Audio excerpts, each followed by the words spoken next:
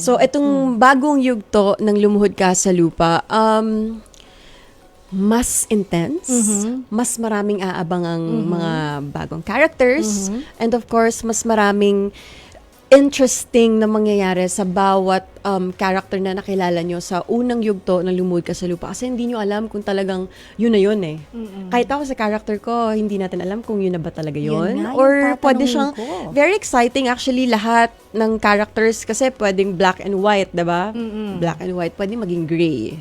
Diba? So, hindi natin alam kung ano yung mga next na mangyayari. So, sana mas kapitan nyo yung bawat characters dahil, nako, itong bagong yugto ay mas intense. Mas maraming mga aksyon na eksena, mas maraming masakit, mas maraming mga madudugong eksena. Pero sa character ko, so far, yung mga na-taping na po namin, ang sasakit talaga eh.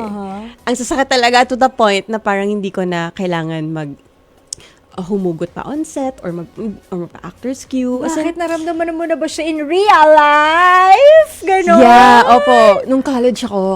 Kaya medyo parang kapag minsan titignan ko lang si Kiko, parang nandun agad ako eh. Parang, I know this Doon ka na sa zone na yun feeling. agad. Oo, very, very familiar sa akin tong feeling na to. So, andun na agad. May kirot talaga siya. So, for sure, maraming nakaka-relate dun sa part na yun na one-sided love, yung mga taong gagawin ng lahat para sa isang tao kahit na walang hinihinging kapalit dahil naniniwala tayo na baka bukas or sa isang araw mahalin din niya ako pabalik or baka makita niya din ako or baka mapansin niya din ako.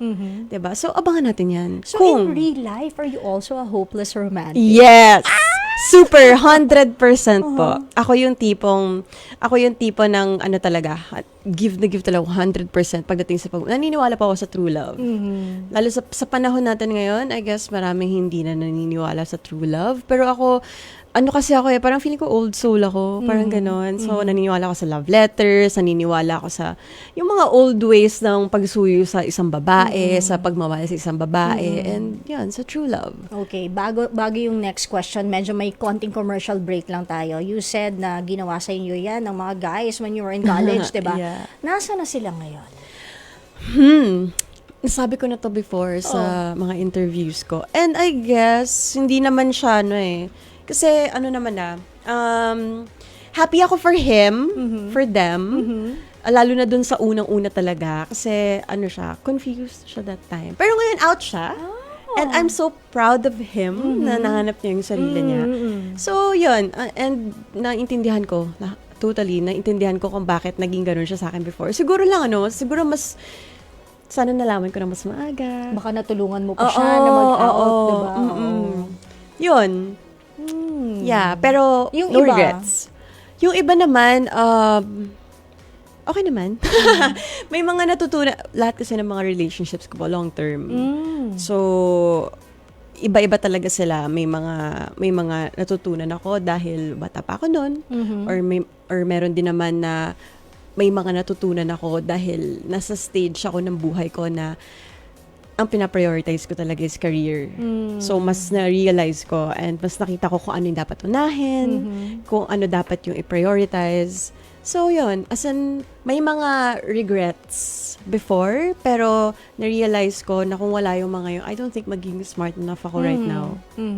Sabi nga nila, commercial break din, sabi nila, ang relationship natin, us girls or maybe them boys, basta yung relationship natin, when it comes to love, para yung puno.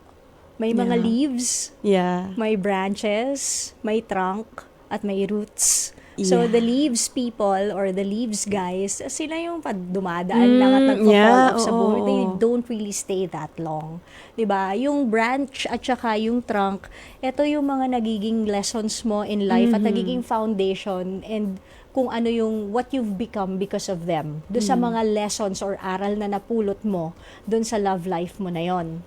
But, doon tayo syempre sa roots. Kasi yun yung naka-angkla na sa lupa. And Yun yung na pinaka-strong. Yes, forever na yun. Diba? Yeah. Doon tayo. Ang ganda nun. I like it. I-share ko yan sa iba. Go!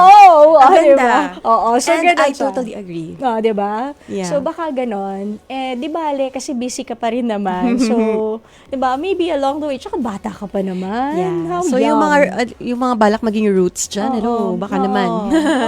Konting antay lang, baka naman. Paramdam lang kayo. Oo. Mapapansin din kayo. Paramdam lang kayo, di ba? Pagka akma, di ba? May right, ako naniniwala po ako sa right Diba? timing. Mm-mm. Naniniwala ako sa right timing. Pag sa'yo talaga yan, sa'yo talaga yan. Yan. Speaking of right timing, may bagong time slot Yes! Ano ba yung bagong time slot na ito?